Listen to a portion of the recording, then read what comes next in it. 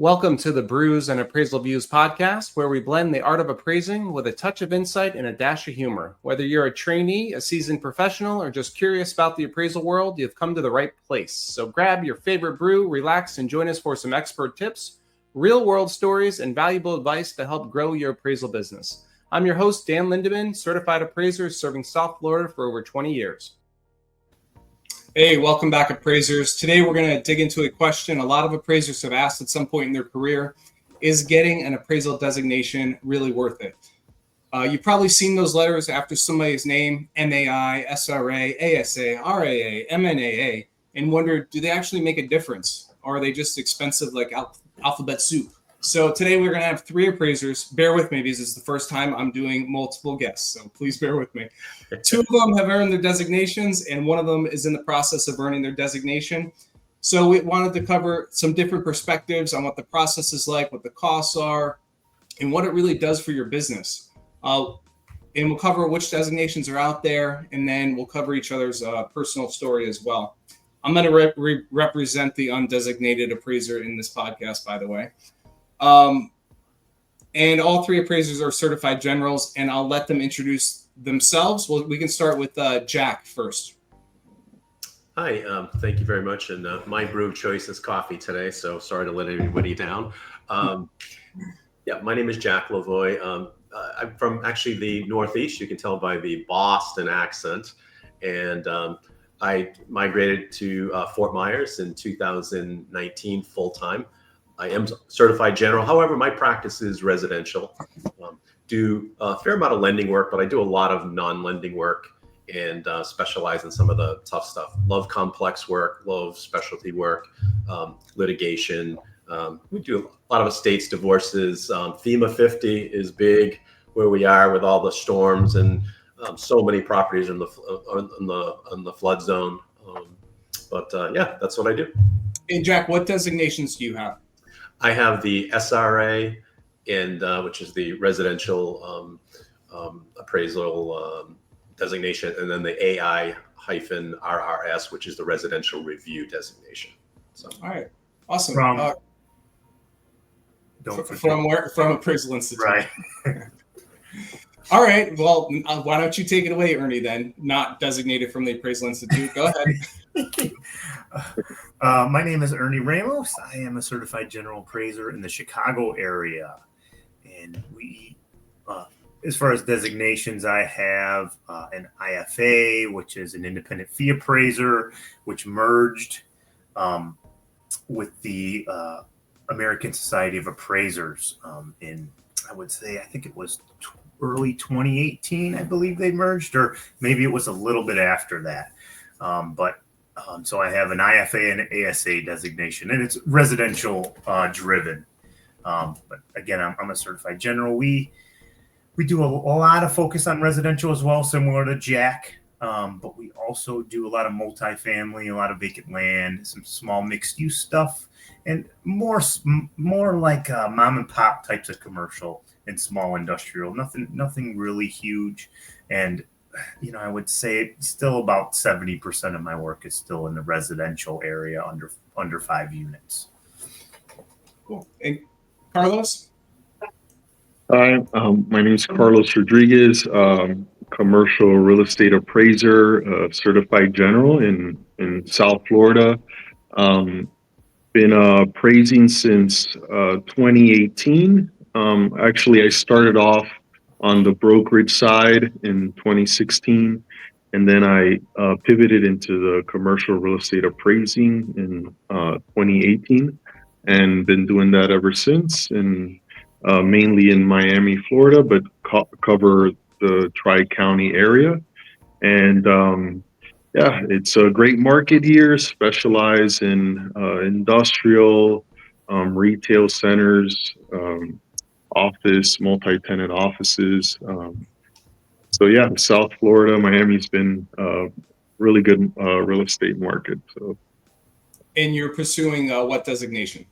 Yeah, so currently I'm pursuing the MAI designation. So I'm a candidate for the Appraisal Institute, and so that's what I'm pursuing. All right, cool. Again, thanks everybody for being here today. And for our listeners who may not know what appraisal designations are out there, I'm just going to cover a few. These may be some of the biggest ones. They're in no particular order.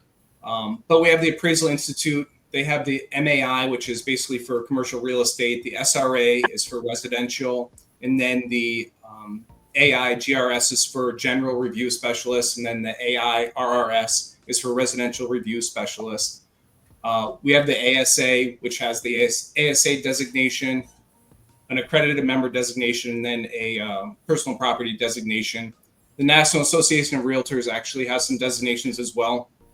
Actually, you know what? I have that RAA designation. I don't pay for it anymore, but I had that at one point, which is for residential appraisers. And then the GAA, which is for general accredited appraisers.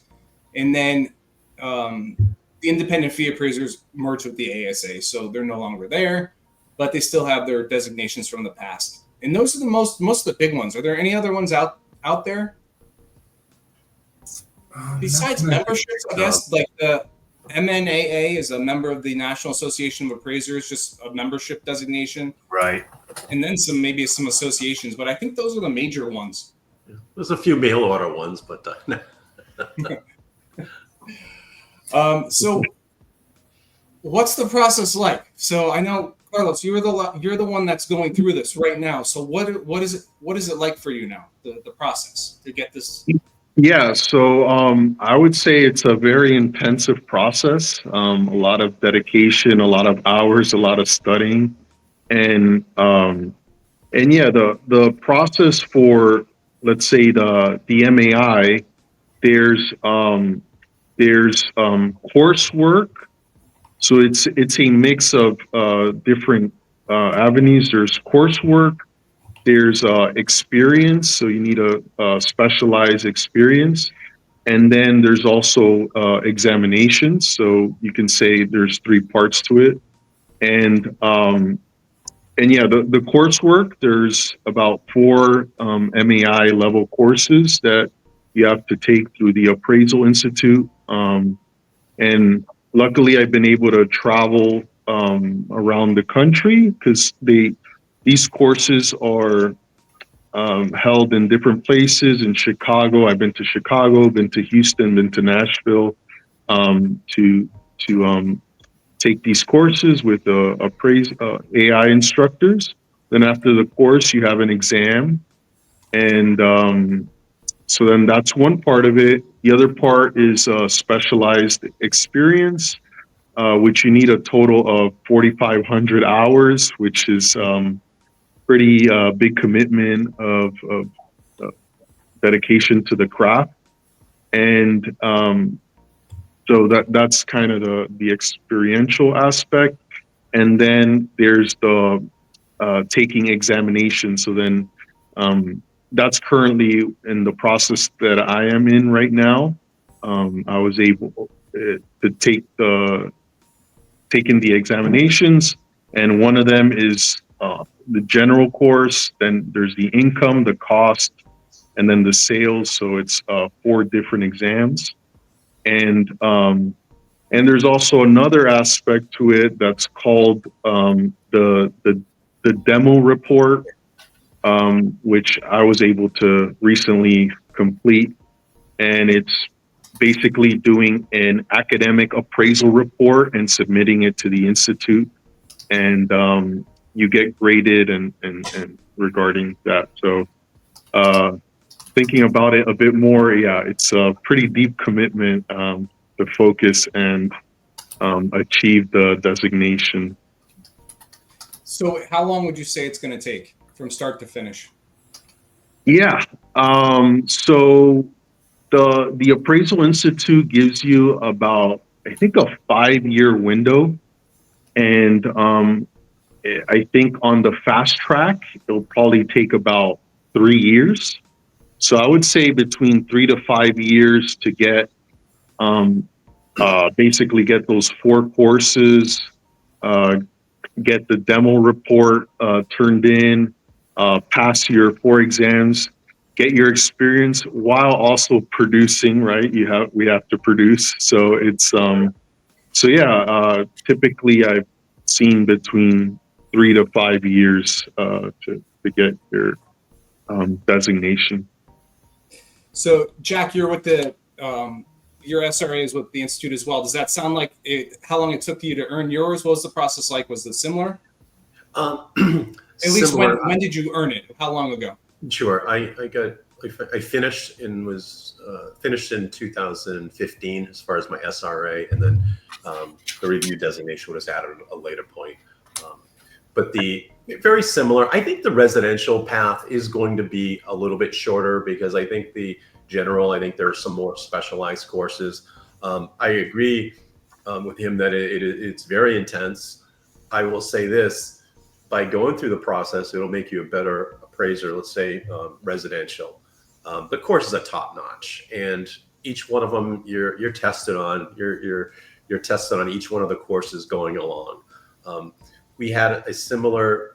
I didn't have to do a demonstration report, but what we did was we had a demonstration report class that was 5 days, and we actually wrote it in class, the different modules. For instance, when you're doing a single family and there's that little box that says put in the rent and the GRM and it calculates out and there's your income approach. Believe me, that's not how I would do it, but that's on the form. Well, we actually had to do a single family demo report, but we had to essentially write a whole, several page analysis, rental comps, GRM development, so every section of the report was a module to do a demonstration report. It was pretty intense. And then there was a peer review. I had to submit a bunch of my reports. They picked reports just like a new candidate for licensing might send in their log. They sent in a log, they picked 3 reports and they went through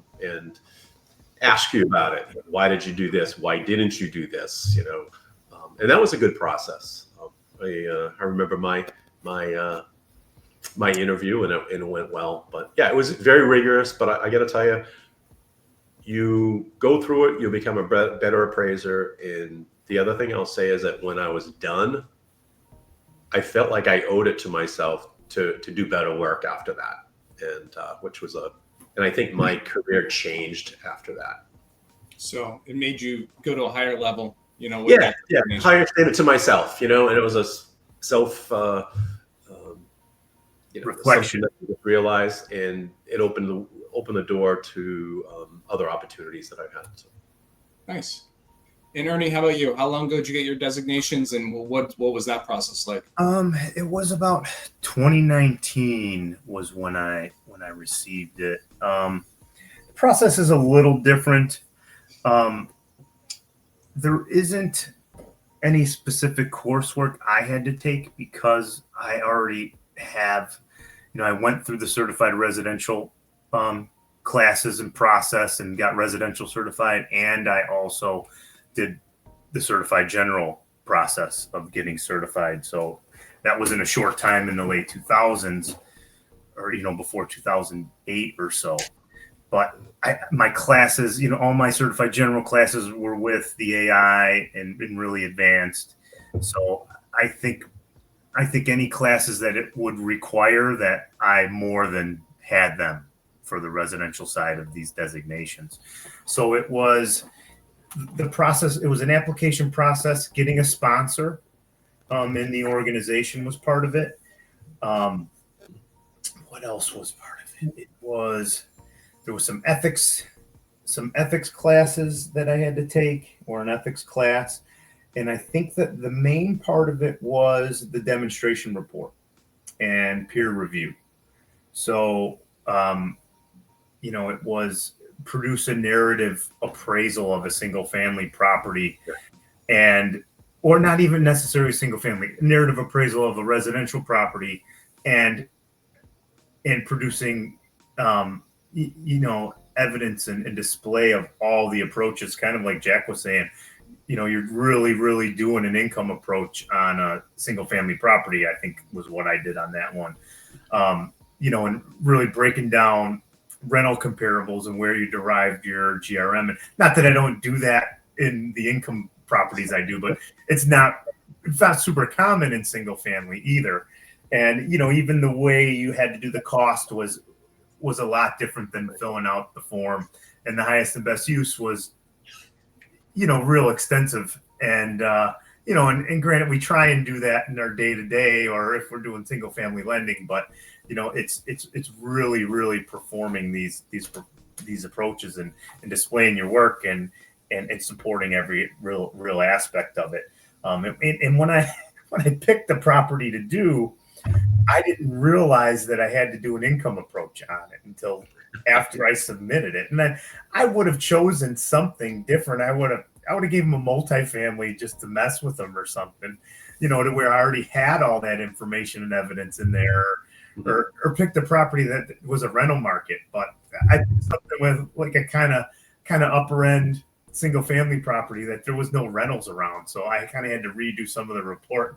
It was a little intense, but the peer review process is pretty significant. Like kind of like Jack said as well. Like, I haven't had a mentor in a while. Mine passed in 2012, and even though I was on my own, I haven't had many critique my work in a long time, or to show me where there might be holes. And but just that process brings you to a different level, and that's kind of it.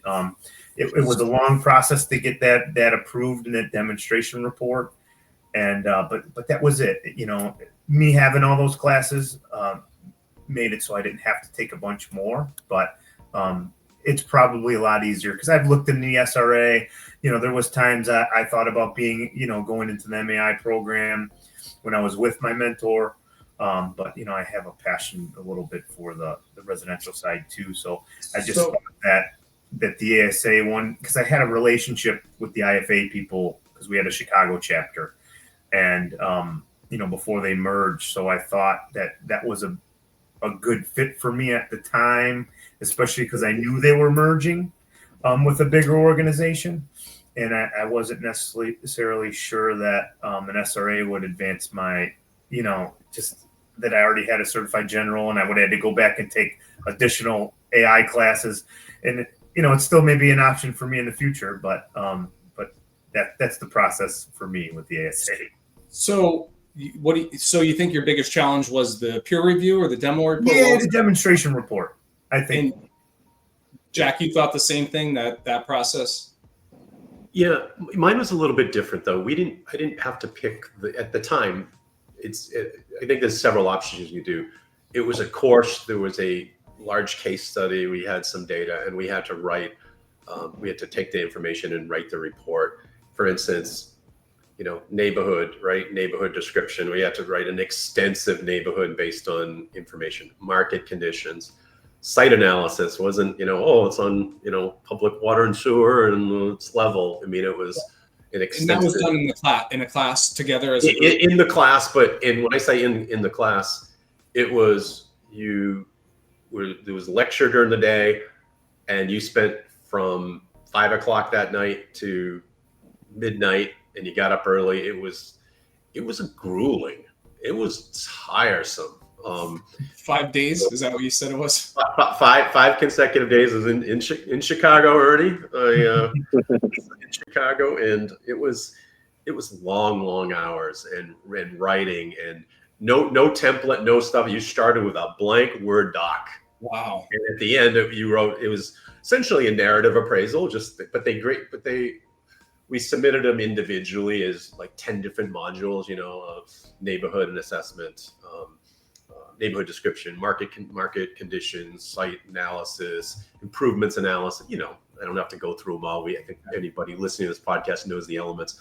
And we were graded on each, and then reconciliation, of course, bringing it together. So, but it was a good experience. It was a good experience. And so why go ahead, Carlos? What's up?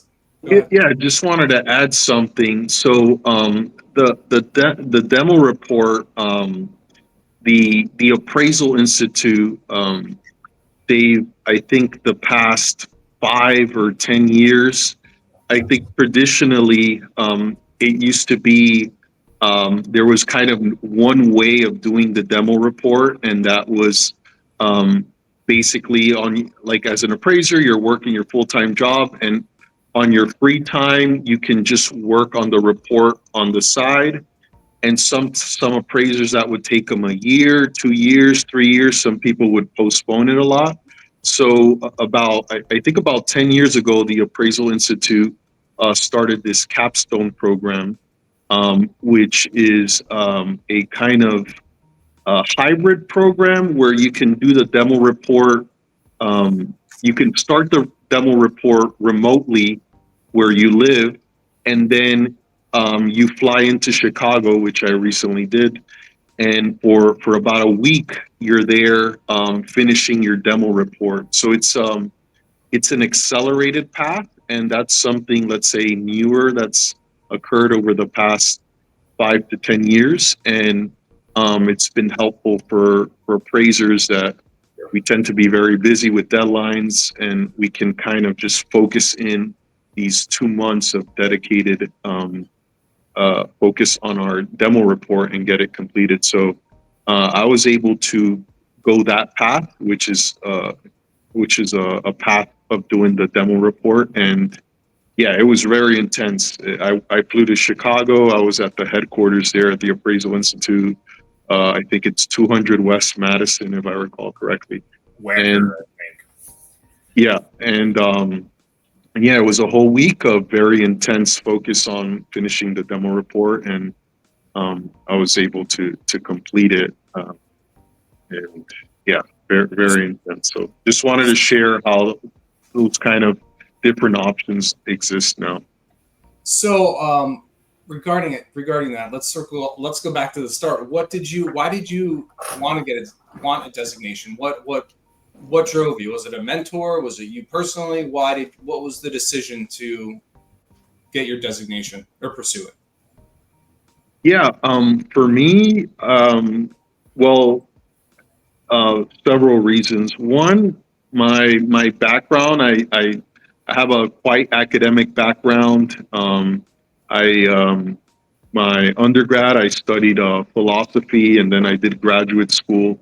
So I've always felt very comfortable with just academics and learning and taking courses.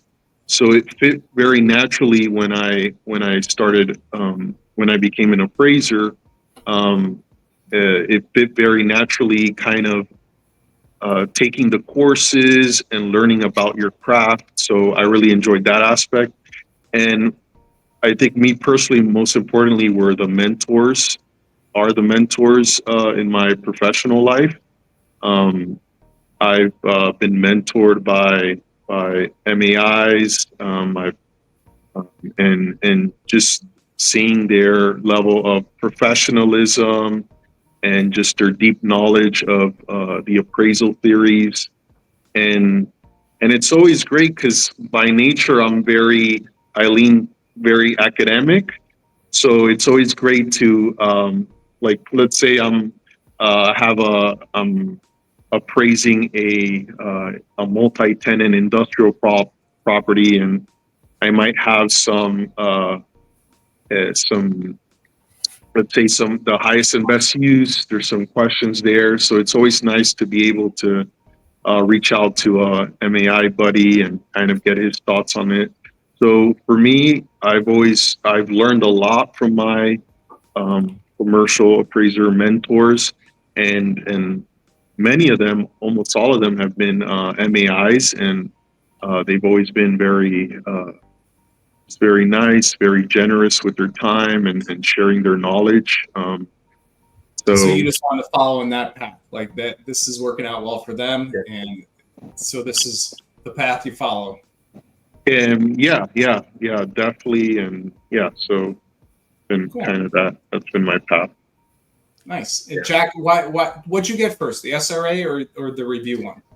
The SRA, and once you have one of them, and usually people get the SRA first, there's a relatively straightforward or short path to the review. In other words, you don't have to take you've already taken most of the classes, and then you just basically take a few review courses. But the reason why I did it was I have been appraising since what, 1991. You know, I tell everybody I started when I was 15, but don't do that.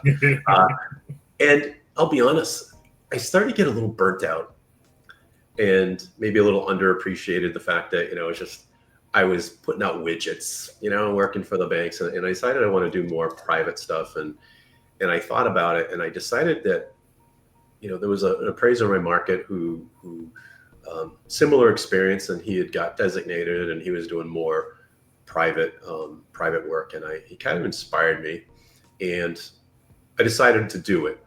And all of a sudden I got re-energized. I started to, thinking that I was this great appraiser, and boy, it was things I learned by going through the process.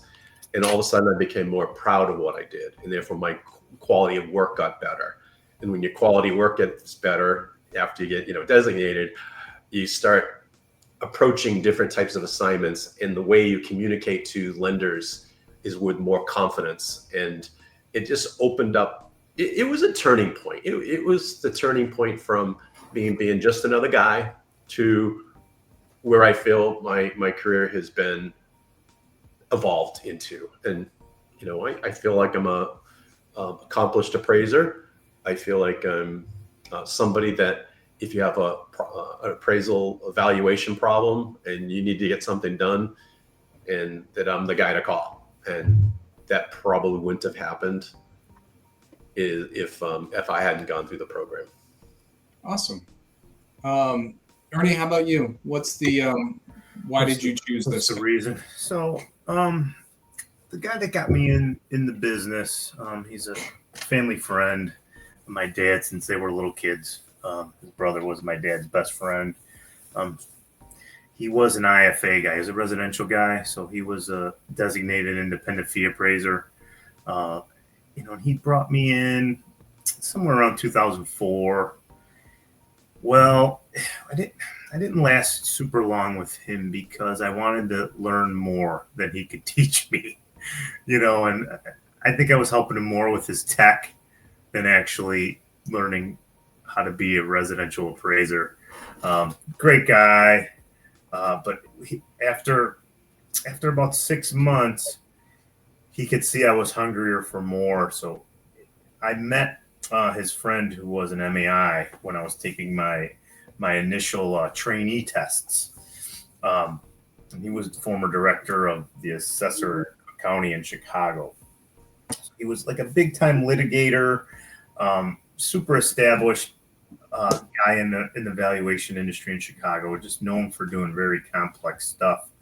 But I kind of got thrown in his office after about 6 months of doing some residential, mostly field work and partial form filling.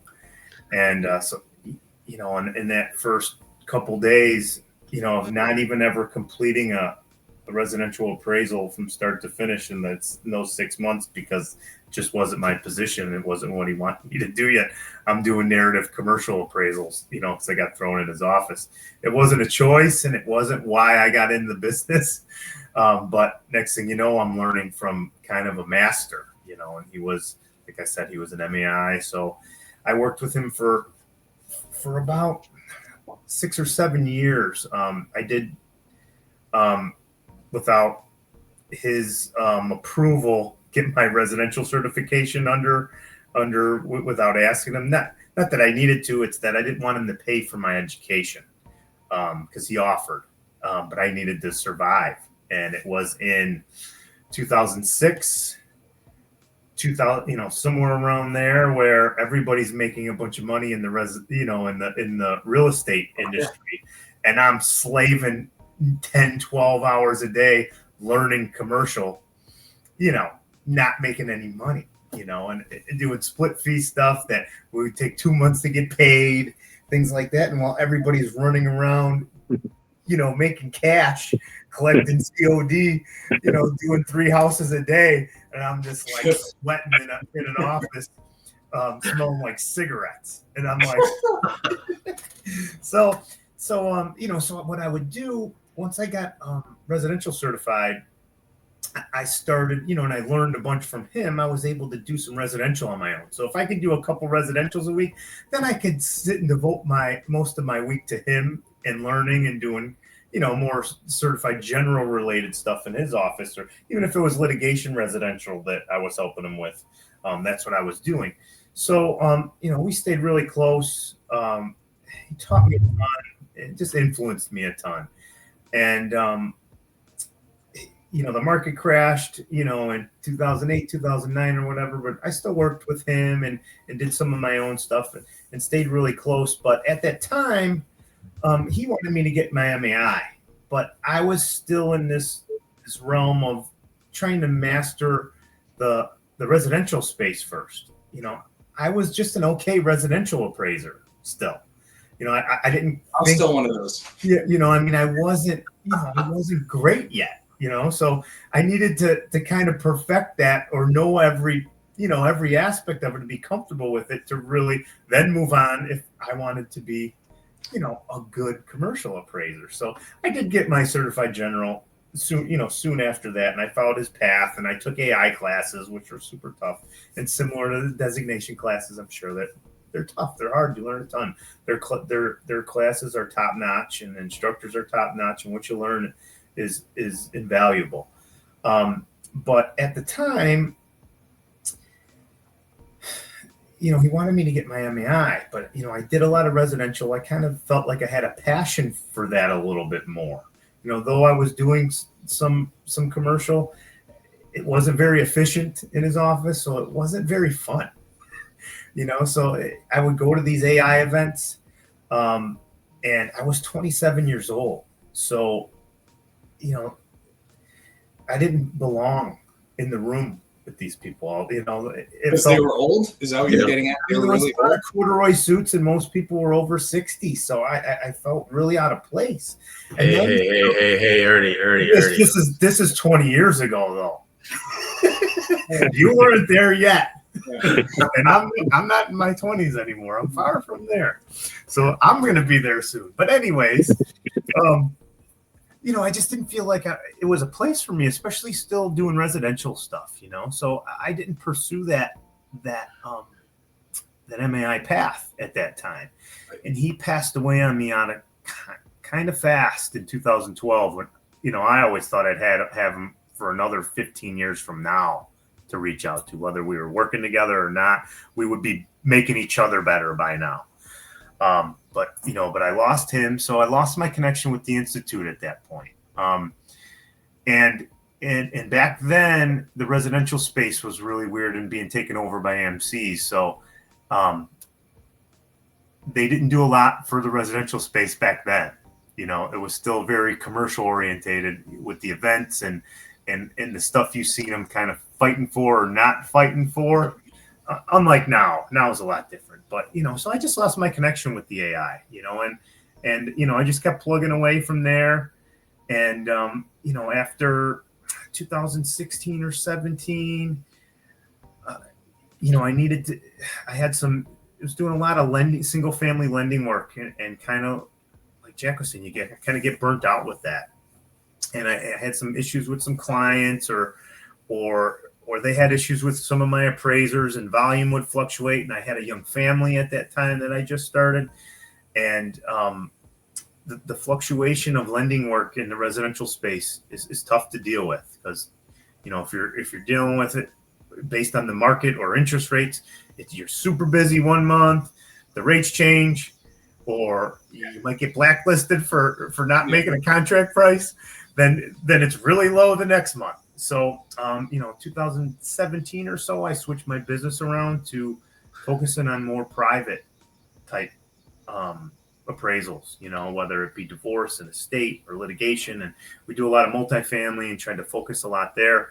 So I needed to elevate that a little bit. And, it was just a pivot point of changing my business to just mainly focusing on single family lending work in volume to being something else, and doing something better. And, I became close with the sponsor that was running the Chicago chapter of the independent fee appraisers at the time, which was merging with the ASA. And he was a teacher of mine and a USPAP instructor. And and I just started the process, and it was probably a year and a half or 2 years total, just with the application process and submission of, certain documents, and then the demo report, and then review, and and then getting that approved. So, I kind of got 2 designations in one, because I started the process with the IFA and then finished it with the ASA. But that's kind of why I chose. All right. And do you remember how much it cost? How much did it cost you to get that designation, and how much is it per year? Does it cost yearly to keep that? Yeah, so I think it's around $750. It's similar to like MLS dues, and everything of mine comes in January. Like it's all due January 1st. So you better. That's $700 is a bargain. Yeah. How much is what's your SRA and the other designation? How much does that cost you, Jack? I want to say, I forget the exact amount on the top of my head, but it's like $1,400 a year. Oh wow! It might be. I will say this, right? I'm a call it the way I see it kind of guy, and not everything is perfect, and as far as AI and everything. I think it's worth it to get the designation. I think it's made me a better appraiser, but I have a problem paying for something that I completed once and really in perpetuity. To be able to utilize those letters, and I always like to say, and I don't care, maybe this is a soundbite, but I think I had a better year than AI did this year. So. Oh, is there controversy going on with AI? I haven't heard anything. But one thing I was going to mention in this when I was listening to you talk, Ernie, was for the appraiser going in when you go to the the local chapter or something, it is very heavily commercial if you're residential, and a lot of experience and everything. And it isn't necessarily, I don't mean this derogatory, all wonderful people, but it's not the most warm and fuzzy environment. You go to a real estate and they're all natural networkers, but when you go to an appraisal, then it's a different type of personality. So it's not as not as warm and fuzzy. But make those connections, because I'll tell you, if you're a residential appraiser, one of your great source of business for private work are commercial appraisers. Yeah, and vice versa. And they pass on stuff that they don't want to they don't want to do, but wink, wink, they also really don't know how to do it either. So. Yeah. Right. So yeah, you're right. And Carlos, how much do you think you spent so far on the coursework getting the MAI? Wow, I haven't really thought, but it's pretty up there, because so where I'm at in South Florida, the chapter, I heard it used to be very active with coursework. I have a buddy that he was able to do all his coursework here and everything.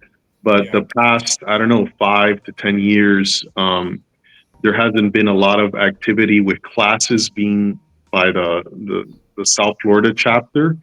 So then there's the cost for the course. Traveling. Let's say, yeah. So then flights, hotel. Yeah. So then it kind of adds up. Let's say a course is, I don't recall at the moment, but let's say it's $1,000, and you got the hotel, you got the flight, so it gets up there per course. And then those are the 4 courses, and yeah. So I would say probably conservatively, I would say at least let's say $10,000 with kind of everything. Wow. That's a big investment. That's a big decision. Yeah, because so it's, and then the time aspect is as well, and the opportunity cost. You're not making money. Yeah. Yeah, but like as everyone has mentioned, it's been like it's top quality education, and you learn a lot, and I've been able to network with fellow classmates that I have one buddy. He just got his MAI. He's in Michigan, and whenever I have, let's say, a highest and best use concern or something, I can reach out to him and he can share some guidance and stuff. So it's a great networking opportunity, the classes, and yeah. So now let's go to what does that? Why did you get your like, Jack? Maybe you can help. Have you seen that your designation gets you like higher fees or better clients? What have you seen? How have you seen it pay off besides the credibility? Well, I wouldn't renew every year if it didn't, if it didn't work for me. And I will say this: I can directly account for every year. There's a certain amount of appraisals that come in that are. It was actually I was looking for a SRA in your area that could handle this. But it's not like thousands of dollars, but it pays for itself that way for sure. But in the private world, especially in the legal world, the accountants and attorneys, they do recognize the designations, right? Maybe the person who's actually paying for the appraisal doesn't, but it really does, so indirectly, I know that I'm getting a fair amount of work because of it. And it helps, compared to, someone who doesn't mean if you're designated, you're a better appraiser, but it is something in the private legal world, financial world that is recognized by people who order appraisals and, and pay good fees too. And by the way, everyone that calls up looking for an SRA, how did you hear about it? Oh, I got you from the director. I was looking for an SRA.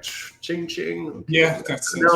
Now my fee just started a little bit higher, and so it definitely pays. It definitely pays off, and I wouldn't want to not have those letters behind my name anymore because I've branded myself, and there are people that even lenders.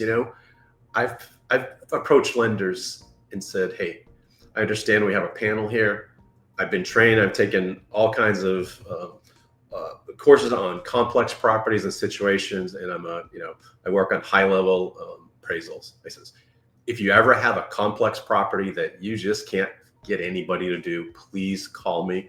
I'm more than happy to do it. I have superior training. I mean, I use it to my advantage. And like, for instance, I don't work for AMCs, but I have a couple AMCs that will call me up for a job, and it's at that point when I'm the only one who can do it or want to do it. It's plus. Price. Yeah. And I think I've been able to leverage and position that fairly effectively. And I only work for people I like to work for. Yeah. So I don't work for agree with you on that one. I've seen in my business when people call looking for a specific designation, I tend to see that it's kind of like the older crowd, like when like maybe before there was licensing in the state or whatever, that was the license, SRA or MAI, that was the license. So I find like a lot of old school people look for that they think is the qualified appraiser. Yeah. And the other, a lot of these are, let's say it's somebody, it's a vice president of a bank and they happen to do some loans in the area, and they were or a chief appraiser someplace. The chief appraiser happens to have the designation, so when they're looking for something specifically, they're automatically what's the word? They're inclined to do bias towards somebody who has the same designation. Of course. Yeah. So my son is an Eagle Scout. He earned it, and I feel like it's the same thing. If that person hiring it was an Eagle Scout, they'll see that on the resume and automatically go to that person. Yeah. That's what made me just think of that. And Ernie, how about you? Are your fees through the roof now that you got that designation? Are you just double your income? What happened? Tripled it. Nice. Ernie, you're muted. We lost you, Ernie. You've been talking for 2 minutes. We haven't heard a word you're saying. Oh yeah, my we God. can't hear you, Ernie. Are you there, Ernie? That was a good conversation you had with yourself. God, I'm talking to myself. I said, the fees in Chicago are through the roof. Oh, and wow. our taxes, especially our real estate taxes, are so low. So everybody should come here. That's what no, we do see what you know in that conversation you guys were having, and I was talking to myself.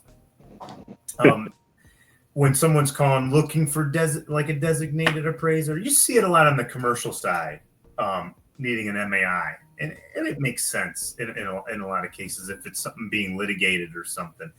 But we'll get them sometimes, and it's just a basic residential property, and there'll be a real hard ass attorney on the other side, and they'll stipulate to only hiring an MAI appraiser in a simple residential situation. And they're just doing that to be a pain in the ass.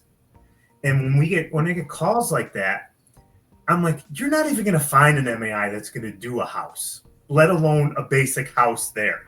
You will not find one, especially in this area or this market. You might find one that has an appraiser that works under them, but you will not find an MAI to do that house. So they're just doing that to make it difficult.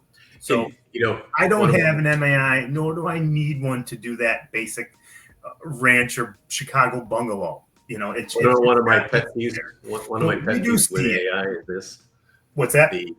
One of my pet peeves that I have with AI, or disagreement, I should say, is this. The same as I was able to get a streamline towards my residential review designation because of SRA. If you're an MAI, you have a very short path to get your SRA, and it burns me that people who spend all their life doing commercial appraisals can take a course and get the same designation that I did. And that's one of the things I don't care for when you see MAI, AI-RRS, SRA, this and that. They've probably done 5 residential appraisals in their life sometimes. Right. And I got the same residential designate. I don't like it. AI, you listening? I don't like it. I didn't know that. So that's why a lot of people have the 2 designations. It's easy if you have the MAI to get the SRA. I didn't know that. Yeah. All you have to do is you got to take a few of the classes. At least it was a few years ago. I don't know exactly what it is today, but it's streamlined and. You guys know if someone's focusing on that high level of commercial work, they're not doing houses. And what we do on the house side, it's if you don't stay up with it, on the analytics side and what's necessary, it's you fall behind really fast, if you don't stay up with it. So what was your main question? About have you seen your credibility go up, higher fees, better clients? So we kind of, since transitioning, and I always did divorce and estate work with my mentor, but since focusing on that kind of work, it definitely gives you some credibility. Especially above the next residential appraiser that they might try and hire. One, I have a certified general license, so it's just advanced coursework and learning, and then you have a designation. It just means you took extra steps and you're serious about what you do, and that's what gets you the credibility and the respect. In the courtroom, it does too, because, I go up against SRAs. I have a certified general and I have other designations. So they don't have a superiority to me, so, there's some equal playing ground there, so it gives you that credibility in there. Someone who, and not to say, someone with a ton of residential experience in the courtroom without a designation wouldn't be credible. It's just, it gives you that high, you have that higher level of either education or the peer review or the process that kind of puts you a little step above just the regular area appraiser. All right. So I got it. So let's just say the typical client, like an attorney or a homeowner or something, by and large, do they care about your designation? Yes. They don't know. They don't know, but it's similar to what you see. If you ever see agents, sometimes you see an agent with like 45 designations after it. And you're like, what the hell is that ABC crap? Because most of them, we've been around a long time, and most of them you've never even heard of. So like the more and more you put, I don't know, it starts to diminish on what it actually means, or if it means anything at all at that point. But just having something after your name, and if we have a big online presence, and a description of my background and what those letters mean, and and what my background is, or what my education level is. So there might be a reason why they hire you because of that. Do they know what those are? No. But if you put it out there, like how we do, or like Jack said, he puts himself out there that way, then they understand it. Yeah. That's the key. That's the key. Use it, describe it, use it to your advantage. If I had the Banana Republic designation, I'd find a way to, hey, I'm the only guy that's got, what I mean? Right. So that's, it's the way you present it. And it's like, for instance, somebody calls up and asks for an appraisal. They say, hey, I need a appraisal. And I'll say, okay. And they'll say they're price shopping, which in private appraisals, you don't get price shopping. I'll say, hey, okay, here's my fee. I said, but just make sure when whoever does the appraisal, make sure they are utilizing the proper IRS valuation standards, right? The fair value. Make sure that they're doing it. Just basic information. Yeah. So then they're like, oh wow, this guy really knows his stuff, and because if they're not writing it to the right standard, you got the wrong guy. Right. And so anybody doing appraisals know that you're supposed to, whether it's market value or fair value. But when I'm talking to somebody, I will emphasize sometimes the obvious and use it to my advantage. And I have a high conversion rate on calls in for appraisals. I had people call back, well, I got a lower fee, but I want to make sure that it's written to the right standards. So, right, and that's your sale, that's your marketing. Right. So like, even if you had so many 10 designations behind your name, if you can't talk to somebody and explain something and market, it means shit. Right. Yeah. Right. That's exactly right. So. And effective dates too, with that estate stuff, or, I know in your guys, in Florida with effective dates and divorces is huge. Yeah. And a lot of people just trying to get into the private side, or will accept a private job without understanding all the nuances of the private work.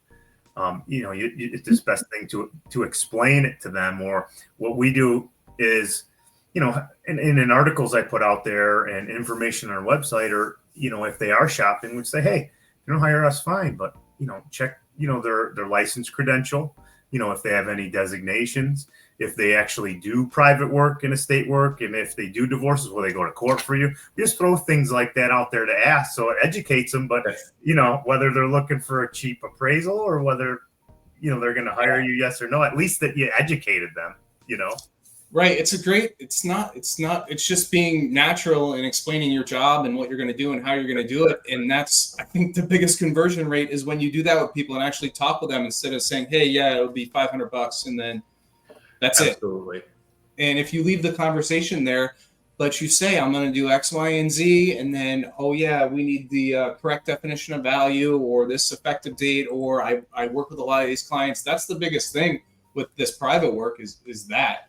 Yeah. And then I guess the designations are just gravy on top. Yeah, no, I agree with that. And Ernie, you hit upon a wording that I use all the time too, and that is, hey, just make sure whoever you decide to, make sure they have experience working.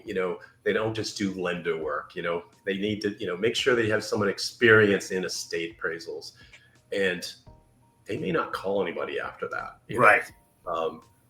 And it's obvious stuff.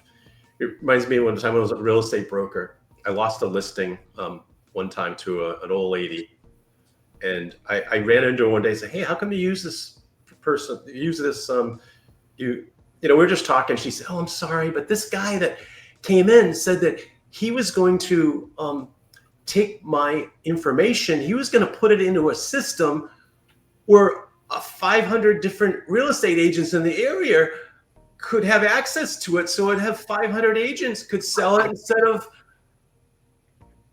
And I learned something from that, and I applied it. And you think about that agent, hey, took something so obvious, right, but made it sound like it's special to me.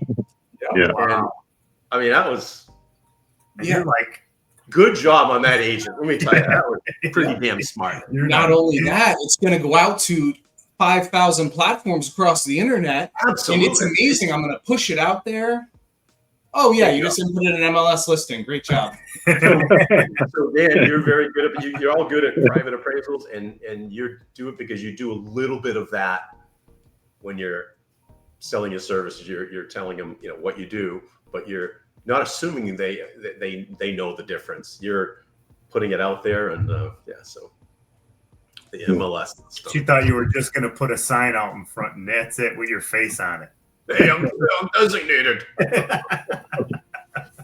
Wanted to share. I think that's a really good point that you guys are making. That because sometimes as an appraiser, you might think, oh, once I get the designation, then I don't have to market myself or my business or things like that.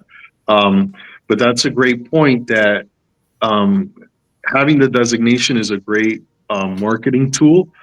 But that doesn't replace marketing, and you still have to be able to interact with people and being able to. One thing I learned, because I did commercial real estate sales for a little bit, and one thing I learned was about providing value. Like that's so important, and definitely building up kind of more of a private practice, and like just being able to talk to clients and educate them, like use those moments of giving a quote, because usually, as you guys know, with the banks, the quote is very direct. What's the price? What's the timing?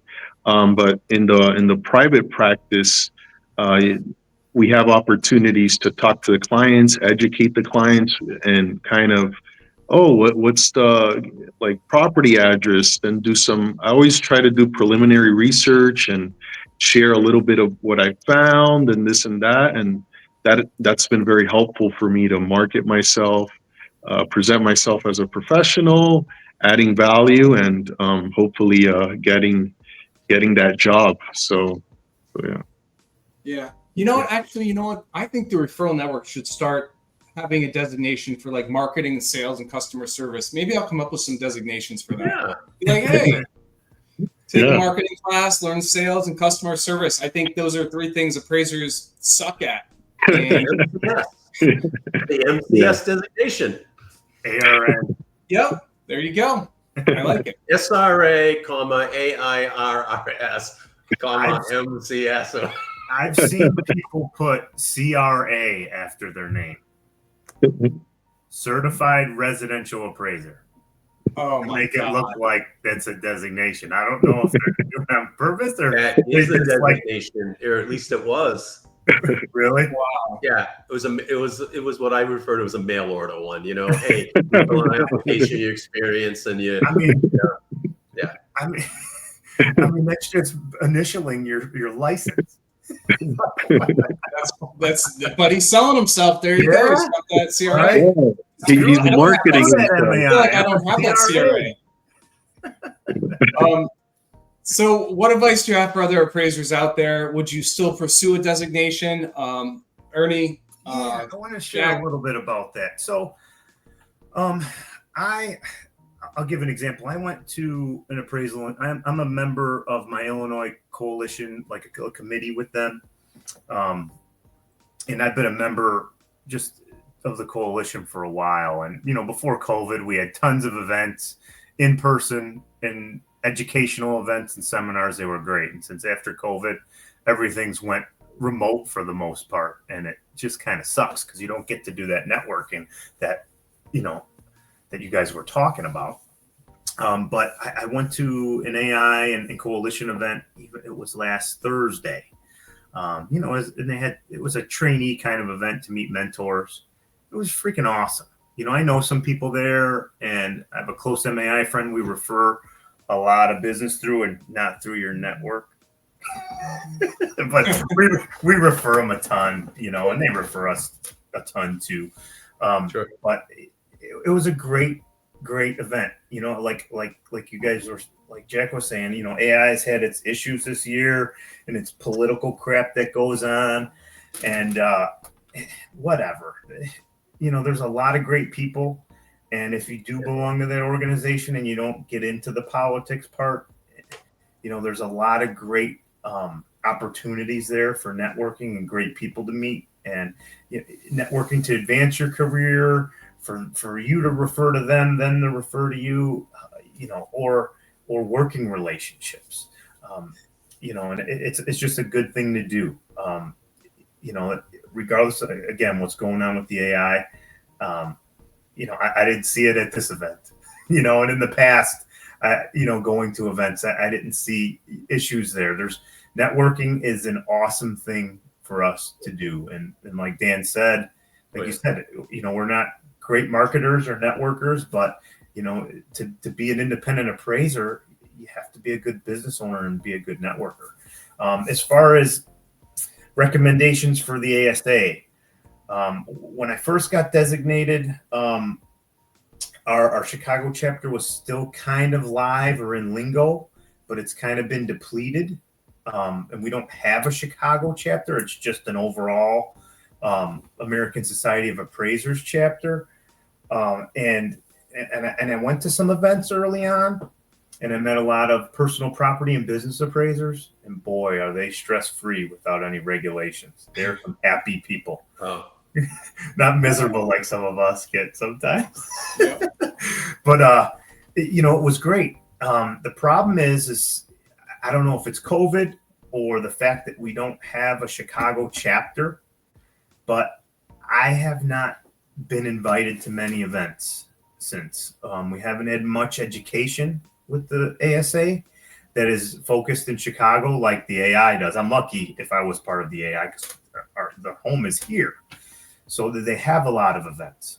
The ASA hasn't. I'd be more than willing to be a part of it since I went through that process, and I use and advertise their name all over, with my name all over the internet and all over the Chicago area. But I don't have a huge benefit from them. As far as networking or people, they have just like the Institute has a huge focus with the residential. The ASA has a huge focus with personal property and business related appraisers, and their market is pretty huge with that. And it doesn't seem to be very huge with the real property side. So it's up in the air. It is a little difficult paying without having some events to attend. I mean, I have a young family, so I can't get to tons of events like I would like to, or would rather do than some of the things I do. But it's hard to say, if I would advise it. I think I'd only advise it if the ASA has a huge network in your area. If there's people, or if they have events and there's a community to network with, then I would advise it. But even though the AI has its issues, going through the process of what I know the MAI and SRA is, you'll get a lot of value out of it, and so will going networking at their events. Yeah, that helps. Jack, what do you think? Your advice to appraisers out there considering it? Well, I have my designation. I would never consider letting it go. It's great value to me. I think if you're a commercial appraiser, it's a slam dunk. I think the MAI, the return on investment, is an absolute slam dunk. That's all I need to say on that. The residentialist depends on what you're going to do. Yes, if you take the courses and you go through the process, you become a better appraiser. But if you just want to do standard, hey, if you want to be a pro at filling out, the 3.6 form, then you probably don't need to be designated. Depends on where your career is. I think if you want to be if your goal is to be like the professional in your area and you're going to network, I really do think that it's probably a good thing. So I would say, there's in politics, there's the blue states and the red states, and they say, well, I'd say it's leaning red or leaning blue or whatever. I would say, for a new person, I'm leaning, go do it. Only, but if you're looking to do, the private work, if you're just doing if you're happy with lending work, if you love the work and the lending work, then it's probably not worth it. Got it. And Carlos, would you do it all over again, knowing what you invested in it now? And would you change anything? I think I'm in too deep.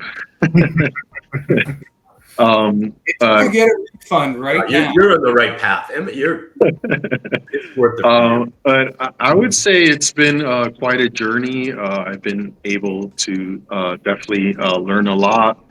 Definitely with the mentorship that the people that I've met, and being able to grow as an appraiser, and all the kind of intricacies with appraising different unique property types and stuff. It's definitely worth it. It's been worth it for me, and definitely excited to just kind of being on this journey, and hopefully soon be able to attain the MAI. So it's definitely been a long journey, and hopefully little by little I'll be there soon. What's your time frame? So right now, as I mentioned about, in May earlier this year, I was able to finish the demo report. So I did the capstone, so that's done. And then all I need right now are the exams. So I'm focused on that. So Lord willing, by next year, that'd be a great achievement by next year. That's awesome. Yeah. Great. Is there anything else you guys want to share? I know we run really long, over an hour. So if not, I'll wrap it up here in a minute. No, that's it. But good luck, Carlos, with your journey. It's an impressive one. Yeah. Thank you.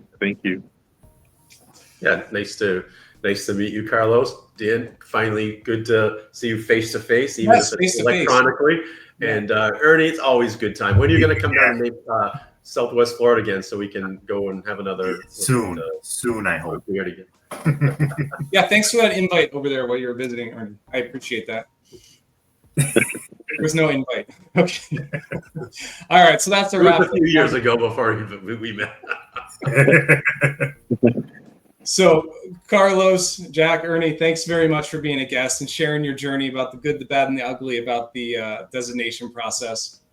At the end of the day, it's a question of whether it's worth it. Depends on your goals, your market, the kind of work you want to be doing. Some clients care a lot, others don't care about it at all, but the process definitely makes you a better appraiser. And of course, if you're serious about growing your non-lender business, don't forget to check us out at referappraisals.com. And with that, thank you, appraisers, and I'll end it right here. Yeah, good summary. Thanks a lot, everyone. Thanks a lot, Dan. Alrighty. Thanks for joining us on the Brews and Appraisal Views podcast. I hope you enjoyed this episode and found some value in it, which you can apply to your appraisal business. If you enjoyed it, please subscribe and leave a review. It really helps us reach more appraisers like you. For more tips and to connect with other appraisers, visit referappraisals.com. Until next time, keep brewing up success in your business, and I'll catch you on the next episode.